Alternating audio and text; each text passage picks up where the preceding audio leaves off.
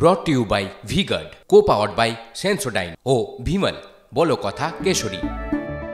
Associate sponsor Ultratech Cement। CGO কমপ্লেক্সে Rituparna Sengupta ration দুর্নীতি মামলায় অভিনেত্রীকে কেন্দ্রীয় এজেন্সি তলব করে। অভিনেত্রীর একটি সংস্থায় রেশন দুর্নীতির মোটা টাকা গিয়েছে বলে দাবি ইডির, আর সেই মতোই অভিনেত্রী পৌঁছলেন সিজিও কমপ্লেক্সে। এই মুহূর্তে সেই ছবিটা আরো একবার আপনাদের সামনে। ইডির দ্বিতীয় তলবে হাজিরা দিলেন ঋতুপর্ণা। আপনাকে কোন কেসে ডাকা হয়েছে? সুজয় আমাদের প্রতিনিধি আমাদের সঙ্গে রয়েছেন, সুজয়ের সঙ্গে কথা বলবো সরাসরি। সুজয়, ঋতুপর্ণা সেনগুপ্ত তিনি ইডির দ্বিতীয় তলবে সিজিও কমপ্লেক্সে পৌঁছলেন, তার থেকে কোন কোন বিষয়গুলো মূলত জানতে চাইতে পারে ইডি এবং তার জন্য তাকে তলব করা হলো?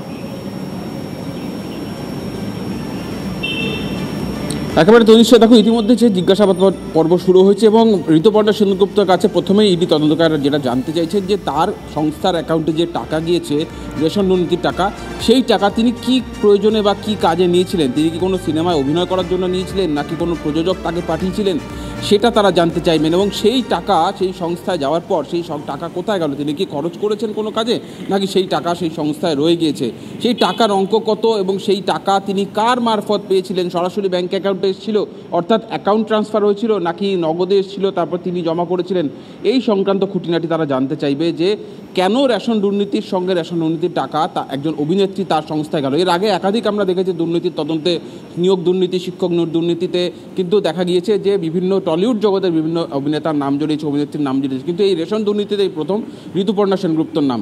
ঋতুপর্ণা সেনগুপ্তর নাম এর আগেও রোজ ভ্যালি যে চিটফান্ড, সেই চিটফান্ড মামলাতেও জড়িয়েছিল।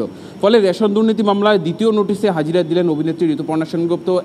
দুপুর 1টা নাগাদ তার আইনজীবীদের সঙ্গে নিয়ে তিনি প্রবেশ করেন এবং ইতিমধ্যেই তদন্তকারী অফিসার এবং তদন্তকারী টিম তাকে জিজ্ঞাসাবাদ পর্ব শুরু করেছে এবং জিজ্ঞাসাবাদে তার বয়ান রেকর্ড করা হবে এবং বয়ান রেকর্ড করার পাশাপাশি বয়ানটা পরবর্তীতে মিলিয়েও দেখবেন তদন্তকারী আধিকারিক যারা রয়েছেন।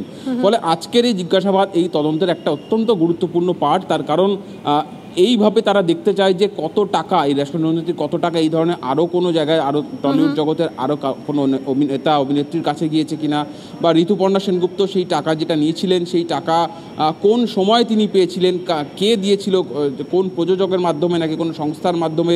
এই বাকিবুর রহমান যারা রয়েছে, যারা রেশন দুর্নীতির নাম জড়িয়েছে, আমরা ইতিমধ্যেই জানি যে বাকিবুর রহমান একটি সিনেমার প্রযোজনা করেছিল, সেই বাকিবুর রহমানের মারফতে কি টাকা পেয়েছিলেন অভিনেত্রী, এই সংক্রান্ত খুঁটিনাটি তথ্য আজকে অভিনেত্রী থেকে জানতে চাইবেন তদন্তকারী অফিসার। বেশ, ধন্যবাদ Sujoy. brought to you by V-Guard, co-powered by Sensodyne O Vimal বলো কথা Kesari. Associate sponsor Ultratech Cement।